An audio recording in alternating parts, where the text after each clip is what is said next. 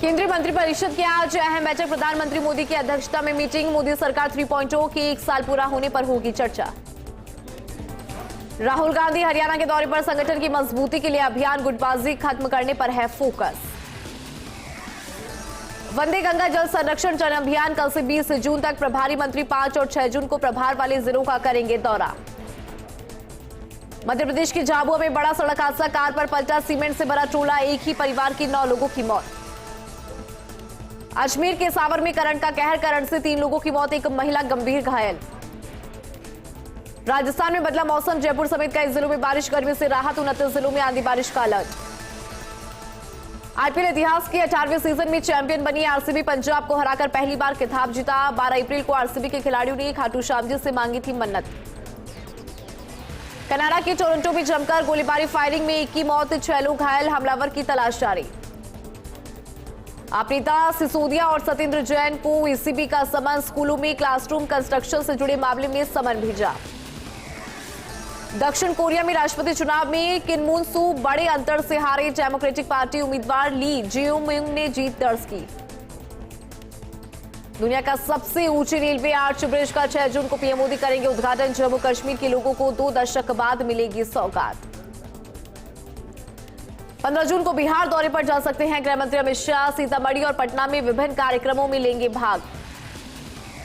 CDS general Anil Chauhan की 2 टूक। कहा, पाक प्रायोजित आतंकवाद को रोकना ही ऑपरेशन सिंदूर का मकसद, नुकसान नहीं परिणाम महत्वपूर्ण।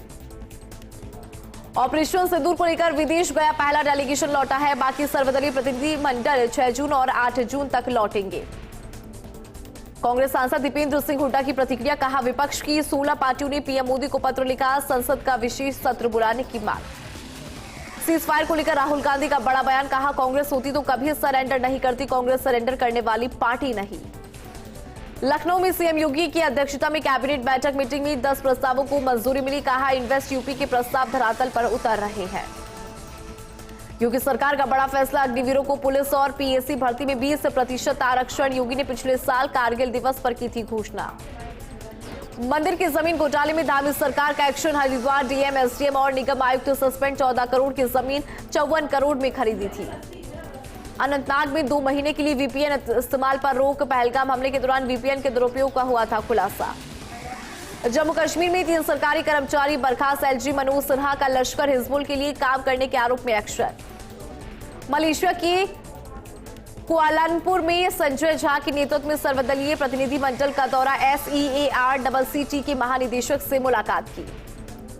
भाजपा सांसद बैजयंत पांडा का बयान। कहा, हमारी यात्रा सफल रही। चारों देश आतंकवाद के खिलाफ कदम उठा चुके हैं, सभी भारत के साथ।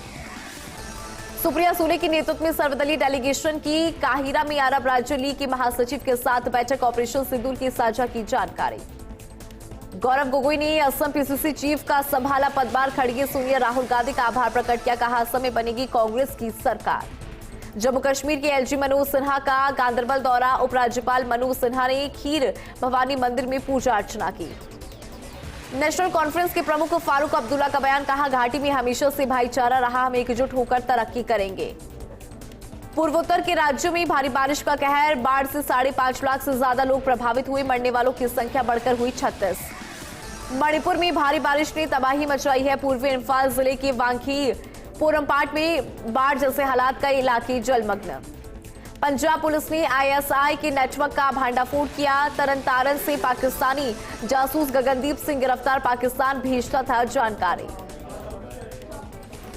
प्रायोजक हैं देवी अहिल्या कैंसर हॉस्पिटल, इंदौर, मध्य प्रदेश। बिना कीमो, बिना रेडिएशन कैंसर का इलाज संभव है।